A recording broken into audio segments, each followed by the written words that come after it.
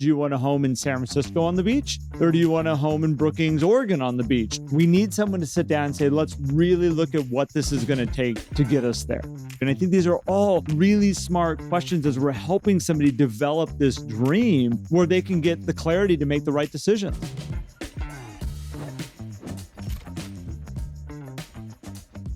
Welcome back to Life at 1010s, where we inspire people to live at the pinnacle of their ability and purpose. Matt Bonelli is back with myself. I'm Garrett Fry with you today, and we're going to jump into a great topic again. But Matt, let's dive into real quick what we got going on in the community right now, things that are happening there, because it is growing. It is so awesome to see the people joining our world. And it's fun as we're starting to get our events working in here and our live coaching that we did with the group here a little while back. We got success labs happening now. We got our book review we did. Like, it is awesome to see the actual engagement coming out of the room, man.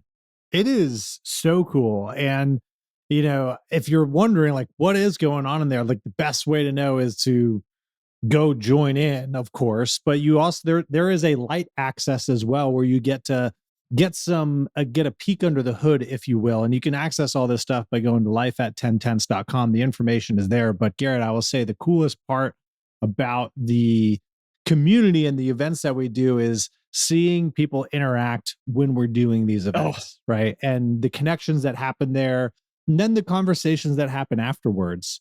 And, you know, it's when you join in a place, I've experienced this with communities that I join, where there's kind of the regular people, and we're new into building this. So, you know, you'll see who the regulars are, but then they become friends and you build businesses together and you become cheerleaders of each other, which is a really cool thing, not to mention then the added value that you get from showing up to the events and learning and doing the live coaching and doing the workshops. Matthew Ferrara was on our workshop, which was incredible.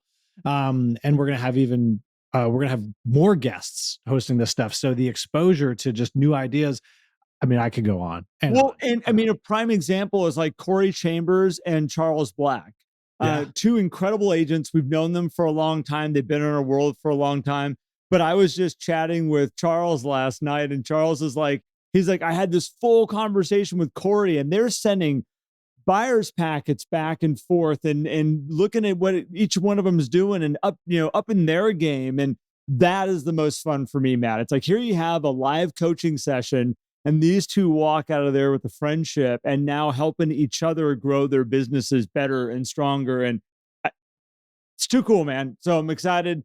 It's fun to watch it all come to life. It's fun to watch everybody grow. That was my vision. That's what I wanted to see with this is, you know, people helping each other grow, be the best they can be. So with that, no doubt. With that being said, we should jump in. We're going to talk about some real estate today.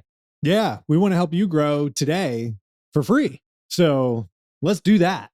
Let's do that right now. This topic came up for me, Matt, because I was watching this kind of like new marketplace start to develop.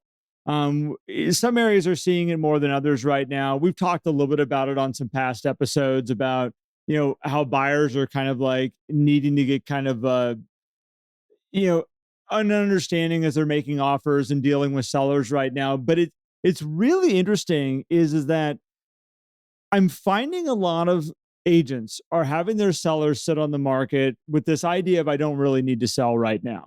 And with this idea of I don't really need to sell right now, when we're trying to make decisions, I've been digging in a little bit deeper, and it's like, are your people even clear on where they're going? Or is there just this like pipe dream of like, we sell and we're going somewhere? And it's really tough to make decisions. I mean, this is with anybody. And we talk about it when we're coaching people, Matt, and you're like, you're having to make tough business decisions right now. And let's use somebody who sets a goal for themselves. We have these people that set a goal out there, let's say at $400,000. And then it's like, well, if I don't get it, it's okay.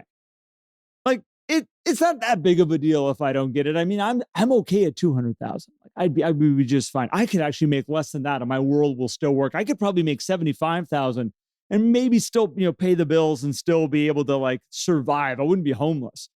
It's like, yeah, but why do you want 400,000? Why was that number even mentioned? What does that look like? Let's talk about what that life is. And I think like when you're working with the seller, this is a missing piece of this equation that a lot of people are failing to figure out in the marketplace that we're in right now. And it can lead to a really uncomfortable selling situation. And this starts even before properties go on the market. I mean, how many of you out there are having conversations with people who are saying, yeah, it would be like, we want to do this, we want to sell, we want to, and you're like, cool, great, let's talk about that process versus let's talk about that goal to get a clear understanding of, is this something that we actually can embark on? Are we prepared to embark on? Um, the and I know we've talked about the perspective of need and how we manage that from the I need to sell on a recent episode, but I actually have a client right now who's working with a seller who literally just will not negotiate themselves to a contract and closing. Really? And and she's had all the conversations, all the clarity conversations. And I think the other side of the story is sometimes we can do all the things and the sellers or the homeowners, I should say, because unless they're getting a contract, they're not really sellers yet, right? Yep. They just may not make that decision. They may not get to the clarity for themselves, or they don't want to share it. And this is where you as an agent have a business decision to make for yourself too. Because I see what happens, Garrett, is agents fall into this trap of, well, I still need to be here for these people. I still need to guide them. And you can still do this, by the way, but they do it in a way that traps them. And the agents become trapped in these listings or trapped in the potential listings as well. And all of a sudden, like, well, I need more business. It's like, yeah, you're spending all your time over here with something that's not a real piece of business instead of over here. And the decision of a homeowner to not sell can sometimes be one of the best things for an agent, or to have the realization that, yeah, I want this, but I don't have the means yet and need to do this, this, and this first. Wonderful. We just captured some time back. And so I know we got some deeper ways to go on this. This is a thing that came up here a while back, Matt, that there was this thing coming around about like, how fast can you figure out if that's your customer or not? And, be willing to walk away from the ones that aren't your customers. And that mentality bothered me a little bit because I was like, I could see people pulling the ripcord too fast going, you sale, no sale. Okay. I'm moving on to the next one over here. Sale, no sale, sale. Okay. I'm sticking with you. Like, it's like it was like too cut and dry as the way that I was watching. And I think there's a mentality of salespeople, or people just in general. We're moving so damn fast nowadays. Everything is coming at us at 1,000 miles an hour. We got information bombarding us. We're having to make decisions really, really, really quick of, what are we deciding here of what's the right way to go? And we're failing to stop and say, I need more information. I got to gather more information. And with the agents that I'm coaching, I'm finding, and they're really good agents. Like these guys are building incredible businesses. But as this marketplace is changing, as we're watching us kind of in different markets, I know some people may listen to this and go, not my market, but we are starting to see that we are peaking out in appreciation in a lot of places. Things are starting to kind of level out a little bit. Some places are starting to go down the other side, depending on what marketplace you're in. And really, when you got a seller that's having to make a decision of selling in this marketplace, we need to sit back and say, okay, I need to slow things down. I understand these people got dreams. They want to go do stuff. They want immediate action. The clients want immediate action. We want immediate action. But we've got to know more information so we can make smart decisions and we can help them make smart decisions. And I think that that's the biggest thing is we got these people in front of us. They don't do real estate every single day. They don't sell homes very often. I have not sold a personal residence in 9 years now. Like, I mean, it's been a while. I've bought lots of property, but I haven't sold property in a while. And the marketplace has changed. It's a very different environment from when I sold my last property. And I need someone to come in and sit down with me and ask a lot of questions to help me get clarity, to help them get clarity. Because the agent only knows where to go if they've asked the questions of what I'm trying to accomplish. I think there's one component of this conversation that we don't travel to because it can be awkward, it can be uncomfortable, and that is the personal finances.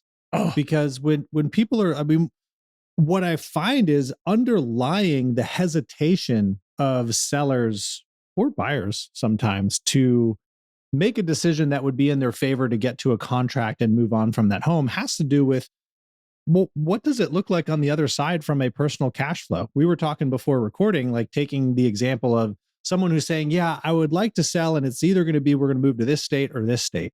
It's like, okay, cool. Well, now there's more questions like, does your job move with you? Like, what does that income look like? What does the expenses look like when you're moving to a completely different state? Because we got different property taxes, different insurance.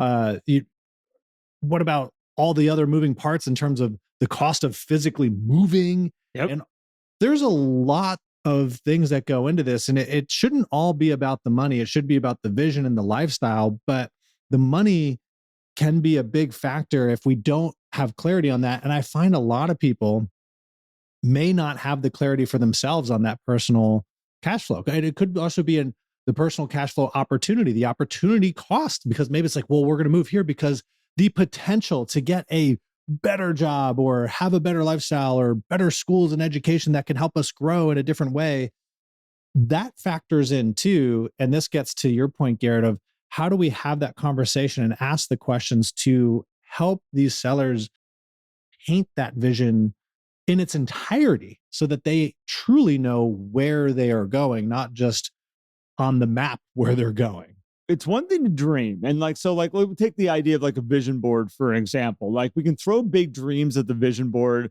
I can share those dreams with others. I think there's a lot of people when they build a great relationship with their realtor, they share their dreams of the future. I've always wanted to have a lake house. Great. I've always wanted to have, for myself and my wife, we've always wanted to have a house on the beach. It's like, great, throw that out there. I could very easily go, we're selling, moving to the beach. And to have you, Matt, go, let's really talk about what the beach looks like. Where are you moving to on the beach? Do you want a home in San Francisco on the beach? Or do you want a home in Brookings, Oregon on the beach? Two very, And very, are you like on the beach, like literally, like walk out your door and toes in the sand beach, or are we in a beach town? yeah, we Right. can ride the beach cruisers to the beach. What are we up to here? And when you start to break that down, you start to realize, okay, this is a very different financial setup that we need to have to make this work. Maybe it's moving to Hawaii. Why don't we put that on the list also? Maybe that's the part of it. Well, we got to get all of our stuff, all of our cars, all of our things. Are we really sure we want to go through all of that of moving all of our stuff over there to go, yeah, this beach thing was pretty cool, but you know what? Let's move back to the mainland. We package everything back up. And like, how badly do we really want this? Are we really willing to move through with it? And the finances piece, I find like we understand we need money to do it, but there's a side of it sometimes that involved in that dream, we need someone to sit down and say, let's really look at what this is going to take to get us there. Let's really look. And you brought up, Matt, which is really good. You said, what are you going to do for work once you're there? Like, do you still need to work? Are you retired? Like, are you done? Or like, is there a job waiting for you on this next leg over here that's going to make this financially work for you? And I think these are all really smart questions as we're helping somebody develop this dream, where they can get the clarity to make the right decisions. And the cool part here is, as a trusted advisor, right? Not just as a realtor, but as a trusted advisor, the more you learn, the more little bits of research. When you think about the time management of you as a realtor, if you're not asking these questions, all your time is going into what do we need to do to help them prepare this home? What do we need to do? Which is good thoughts to have. But if they're not really ready yet, then we're kind of getting ahead of ourselves instead of who do I need to put them in touch with? How do I help them explore the job potential? What type of research do we need from those marketplaces that I can share with them? What realtors do I know in that marketplace that I can connect with to get that information to share with my clients? That level of attention, one, I think actually saves you time. It sounds like more work off the bat, right? But think about the time it saves you on the back end. And when you think about the value of your business, how does that add like so much value of, oh, look at what this person did to help us with this stuff? The shareability of that for your business growth is very important. but also just helping somebody have clarity. And as you were talking, Garrett, I was thinking in my mind, I'm like, did this used to be as much of a challenge in prior marketplaces? And maybe not, right? But I was also thinking the access to information now is so great. Does that actually hinder our human nature of adventure to be like, yeah, let's pack everything up and move to Hawaii because we don't really know what it's like? Whereas you can go on YouTube and find out exactly what it is like and then be like, well, maybe it's not going to be as exciting as we think it is. Like you can almost kill your own dream with too much information sometimes. And this gets to another point. I know I'm kind of like weaving a path here, though, is how do you help these people maybe go experience it? Like, hey, you're thinking about moving to Hawaii? Like, what if you just like go get an Airbnb? Here's a scenario that you may want to explore to go test it out, try it out, have some fun, see what you like about it. And then you have more information, personal experience that you can apply to that. I had a friend do that Airbnb for a month in Hawaii, and he almost didn't come home. So yeah, just be, See, in that case, it can work. he did come home because he's like, I do have a job and a business here, and I need to come back to the business. Like I do need to circle back around here. But I think that, anytime we run into these situations where I've got a seller and even a buyer too, that you're like, they won't, they won't do what I need them to do. They won't do what it's going to take to make this successful. They won't do what's going to take to get the final outcome we want, which is this property selling. Whether it's adjusting the price, whether it's doing the staging that needs to be done, whether it is, making sure the house is vacant when you want to have showings and they're just digging their heels in and going like, look, if they don't like the house, they don't like the house. Like they don't have to buy it. Like we don't really need to sell all that badly. When that clear vision, and Matt, I love the idea of what you said of like, help them go and maybe go check it out, whether it is a Airbnb or whatnot, like go get yourself into that environment and dream more and get your feet in the sand and really sit here and say, is this, how important is this to me in the rest of my life? And that is when they get that clarity, making the tough decisions is easy. Making the, are we going to, make this world a little uncomfortable for ourselves right now so that we can get to that beach? Hell yeah, let's do it. I'm not holding back at all. Let's make that happen. We can do the really uncomfortable stuff when we got a clear space of where we're going to. So we kind of have two things here that we're combining together, which is the dream and painting that, which I have some more thoughts on that too, in terms of how we think today and timelines, and also the logistics and actual ability to make it happen right now. On the vision and dream thing, we think so short term now as with the speed of technology and everything. And I see people making decisions with homes like, well, what if the market goes down after we buy? It's like, well, are you planning on selling it in 3 months or Yep. whatnot? Right? Like that could, is that your plan? And I understand plans get interrupted and you want to have protection against things. You don't want to make a bad decision. I understand that. But home ownership and lifestyle, like it's a long thing. So when you think about that, hey, what are you going to do for work? It's like, well, how do I make the money for this next 6 months to make that move versus how do I build the career and lifestyle that we want to have for the next 10 years of that move, right? And is now the right time to do it? And that ties back into, okay, how do we actually look at those logistics right now? And has your seller and have you ever with a client actually gone down and said, let's just write this stuff down. Let's Well, just get it all out there on paper. and that comes down to what I look back as, and we've talked about it, Matt, about like simple, like what you learned in elementary school about how to write a story. Everybody has heard the who, when, what, where, how, and why. And it's a simple way of basically sitting down with your client and saying, like, let's just answer these questions together. And I've done this with real people who are trying to make decisions where you just start, write it down and then just sit back and just say, okay, like who's involved in this transaction? Let's talk about that for a second. And, who's going to benefit from you guys making this move? Who's going to benefit from being on the beach? Kind of work your way down through it. When do we want to have this happen? Like, at what stage of your life? Is this like a right now? Or is this something that, this is really kind of a 10-year thing that you would like to have?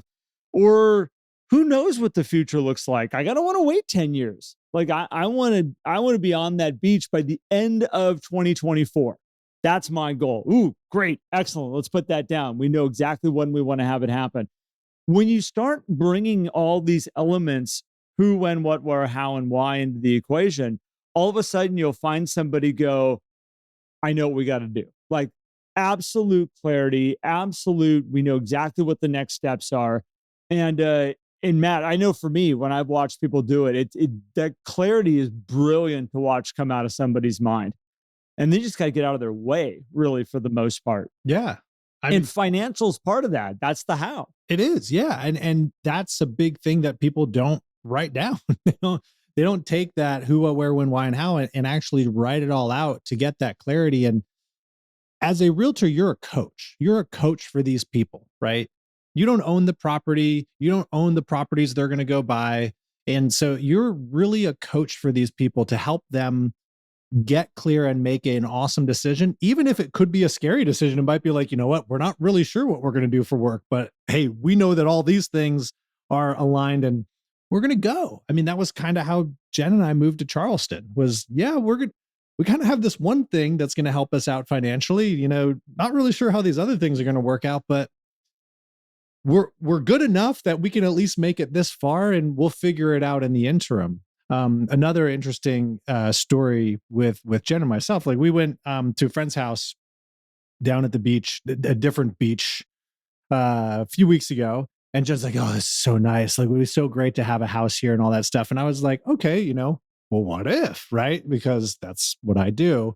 Yep. And it'd be so cool to be in this town. I like the lifestyle and all that stuff, the feel and everything, not for a long term, but as like maybe a second house and everything. And I was like, well, what is it really? And ultimately, a long story short, came to, if the house is not literally on the beach or the water, it's not worth it, because the feeling and experience that we would have a few blocks from the beach is exactly what we can have right now, because you'd still have to put things in the car and drive, and we can be at the beach in 15, 20 minutes from our house right now.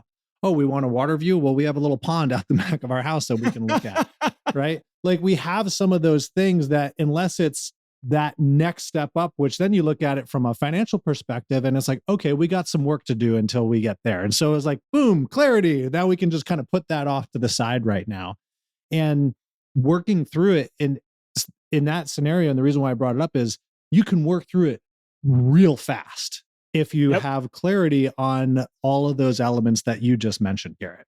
And this is something that we've talked about doing an entire podcast on this. I don't think we have, but when Sarah and I moved from Seattle and coming down here, we did we sat down and had a full blown meeting, just the two of us, well before our kids, dreaming of what the future was like. And really, our letter that we wrote to each other as we wrote it out was really covered the who, when, what, where, how, and why. And we got really clear on the picture, to the point that I went in the next day, quit my job. Sarah went in and negotiated a different position with herself. And then next week we sold our house. And it was like, we're out of here. We are going, like, and we were the perfect, Sarah and I were just talking about it last night about being a for sale owner. I'm like, we were for sale owners. She goes, no, we weren't. I'm like, yeah, we were. I'm like, we sold our home to our friends. Like, we were for sale by owners. We did not use a real estate agent. We did not put it on the MLS. We did it, but we had absolute clarity in what we wanted, and we figured it out and we made it work. And I think that that's one of those things that, as you develop that clarity for you, you either figure out, is it right now or is it later?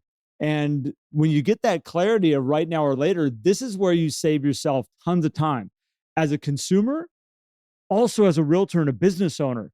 Because, Matt, the last thing you want to do is invest a ton of time, a ton of energy, and a ton of money to figure out, we get all the way to the point that the tough decisions got to be made, and this person starts getting all wishy-washy and bouncing around, and they won't do what they need to do.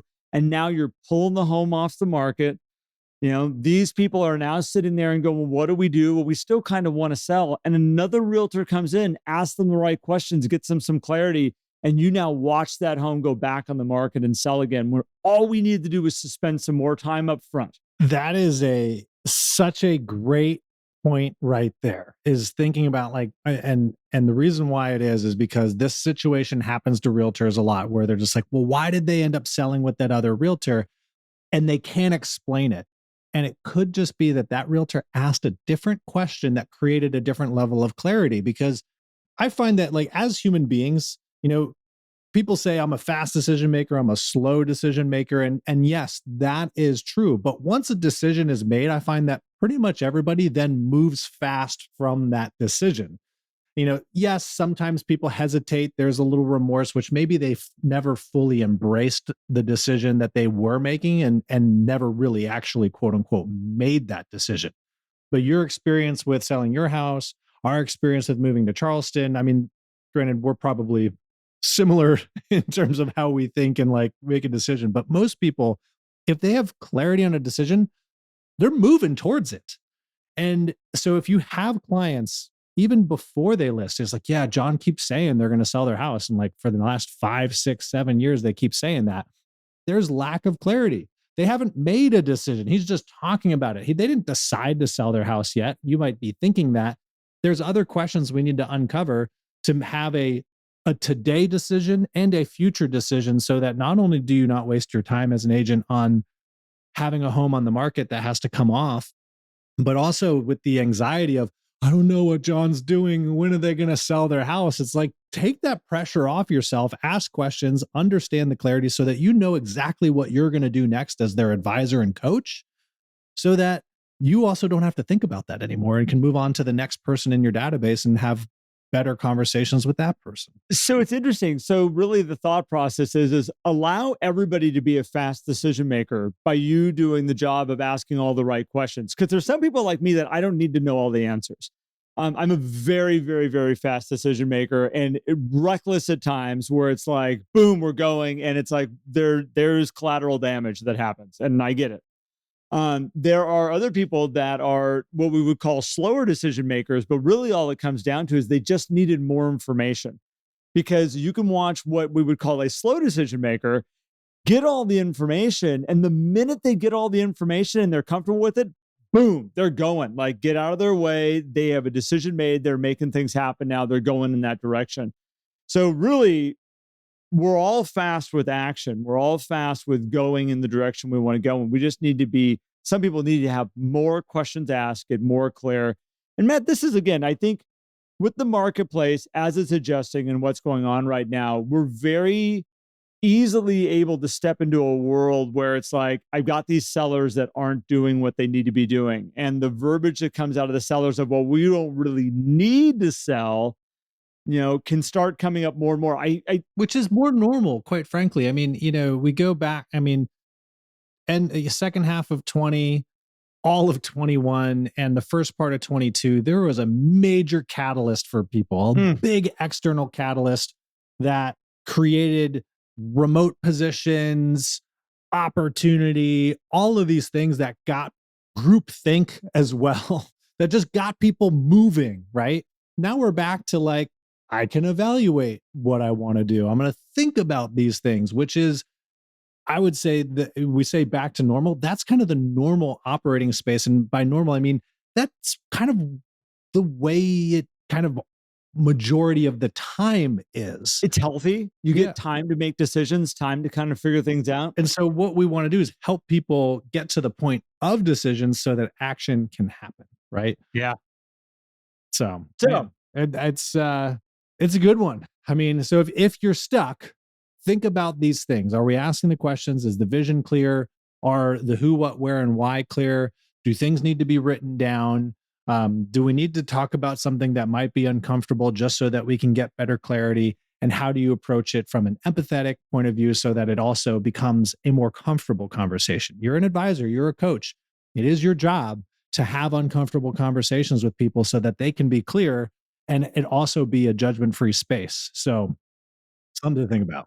When you watch your clients pull the emergency brake in the middle of making decisions, just realize there's more questions that need to be asked. We got to gather more information. That's all you got to do.